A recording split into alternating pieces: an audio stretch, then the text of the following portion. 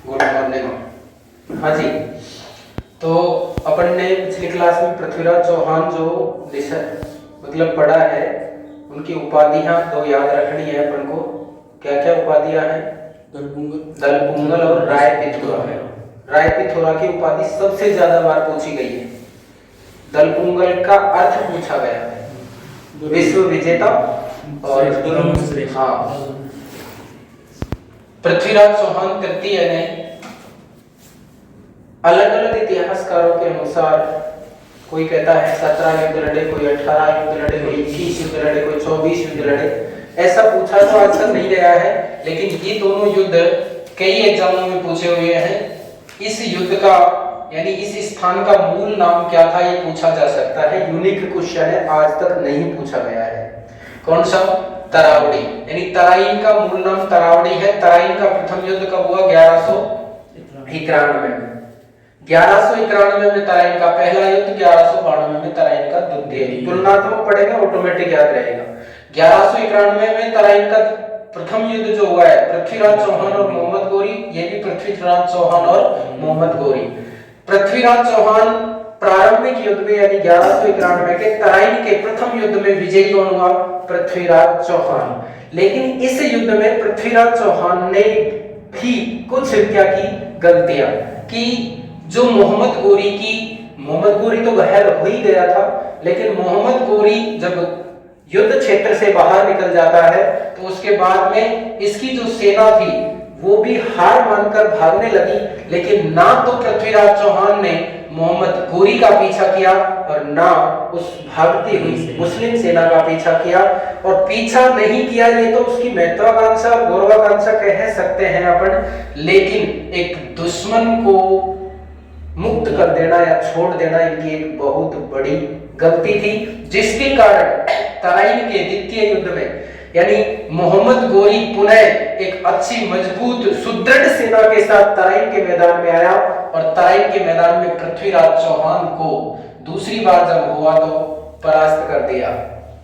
परास्त ही नहीं किया, यहां से पृथ्वीराज चौहान को ये बंदी बनाकर गजनी ले गए। कुछ इतिहासकार मानते हैं कि इनकी मृत्यु हो गई थी, ये खेत हो गए थे, लेकिन चंद्रवरदाई जैसे इतिहासकार जो इनके मित्र दरबारी कवि और विद्वान थे, वो कहते हैं कि इनको यहाँ से कहाँ ले जाया गया? गजनी ले जाया गया। और गजनी में ले जाकर इनके साथ अमानुषिक घटनाएं की गई, इनकी आंखें तक भी निकाल ली गई और इनकी आंखों पर बंधी थी उस वजह से क्या? पट्टी। ऑटोमेटिकली बंध गई पट्टी। तो उस दौरान इनका जो मित्र है कौन? चंद्रवरदाई पृथ्वीराज से मिलने के लिए गया। आगे देखना, यानी इस युद्ध में हारने के बाद इसकी क्या हो जाती है? वहां पर गजनी में ही क्या होती है? इसकी मृत्यु। चंद्रवरदाई और पृथ्वीराज चौहान दोनों ऐसे मित्र हैं, ऐसे मतलब शासक और दास कह सकते हैं अपन, जिनका एक ही दिन जन्म हुआ और एक ही दिन मृत्यु हुई। तो जब तराइन के दूसरे युद्ध में मोहम्मद गोरी जीत गया तो उसका अधिकार दिल्ली और अजमेर पर होगा या नहीं होगा? क्योंकि पृथ्वीराज चौहान का अधिकार था दिल्ली और अजमेर पर। इस वजह से दिल्ली पर तो स्वयं मोहम्मद गोरी शासन कर रहा है, लेकिन अजमेर का साम्राज्य अपने गुलाम कुतुबुद्दीन ऐबक को सौंपकर चला जाता है। कौन? मोहम्मद गोरी। बाद में ये जो कुतुबुद्दीन ऐबक है उसी को दिल्ली का उत्तराधिकारी भी बना दिया जाता है। इसलिए भारत में ये कुतुबुद्दीन ऐबक किस वंश की स्थापना करता है? गुलाम वंश की स्थापना करता है। गुलाम वंश की स्थापना इसने की, लेकिन गुलाम वंश का वास्तविक संस्थापक इल्तुतमिश है। और इसी गुलाम वंश में एक महिला शासिका होती है। कौन? रजिया सुल्तान। दिल्ली सल्तनत की एकमात्र और प्रथम महिला शासिका थी। कौन? रजिया सुल्तान, जो पुरुषों की तरह रहती थी। ध्यान रखना इस बात को।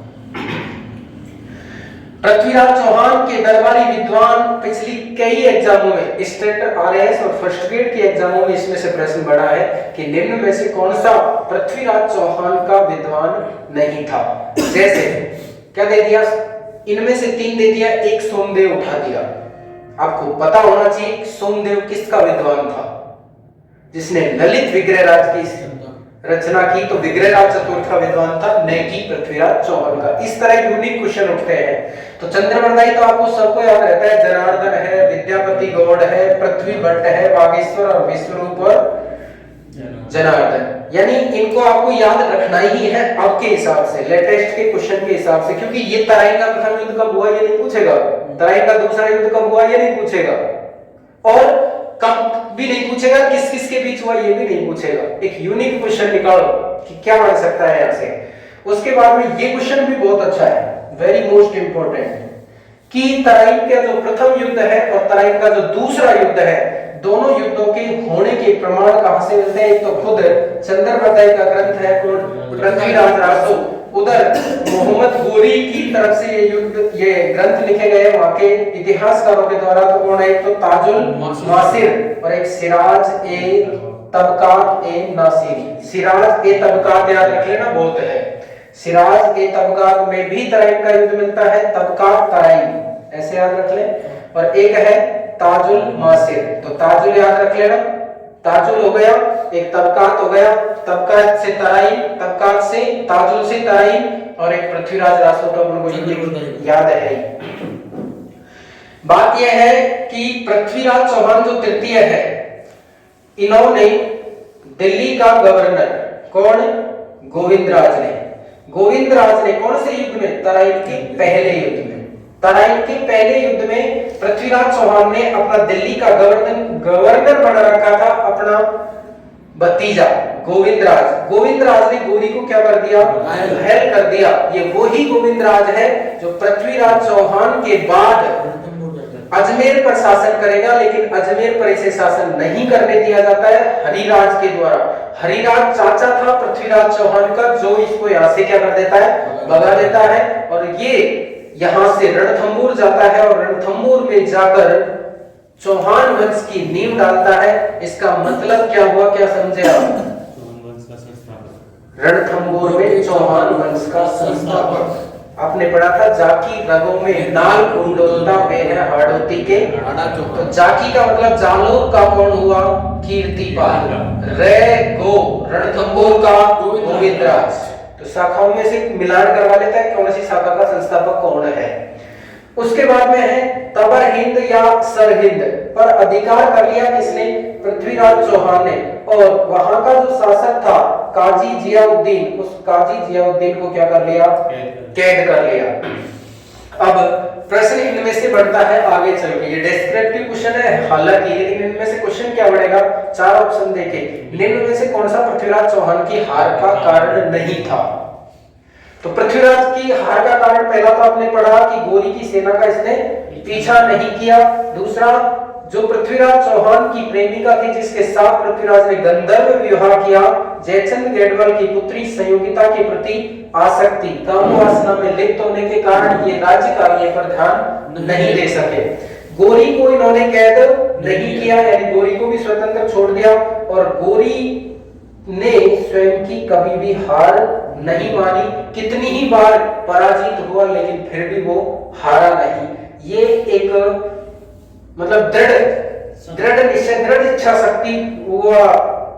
उसके बाद में गोरी की सुव्यवस्थित क्या थी, कुशल नीति थी। उसके बाद में पृथ्वीराज द्वारा अपनी ओर से राजाओं को क्या बना लिया, क्षत्रिय ने अपना आस-पड़ोस के राजा है उन्होंने इस युद्ध में साथ नहीं दिया, क्योंकि इससे पहले ही वो, क्योंकि साम्राज्यवादी तो था ही, तो साम्राज्यवादी होने के कारण जगह जगह इसने अभियान की, तो वो राजा इसके क्या बन गए, शत्रु बढ़ गए, और उनके कारण क्या हुआ, इन्होंने साथ नहीं दिया। लेकिन एक बात जरूर याद रख लेना, पृथ्वीराज चौहान ने आज तक यानी 1992 से पहले जितने भी अभियान किए उसमें किसी भी अभियान में पराजित नहीं हुआ, इसलिए इनको विश्व विजेता कहा जाता है। एकमात्र युद्ध तराइन का दूसरा युद्ध जिसमें ये हार गए हैं, विश्व विजय की नीति अपनाई थी। युद्ध की तैयारी न करके ये संयोगिता के आमोद प्रमोद में क्या थे, व्यस्त थे, और इन्होंने मोहम्मद गोरी को और मोहम्मद गोरी की सेना को इतना नहीं आका कि इतनी विशाल सेना और इतनी तरीके से युद्ध हो सकता है, इसलिए उसको कम आंक कर चले, इसलिए हार का सामना करना पड़ा।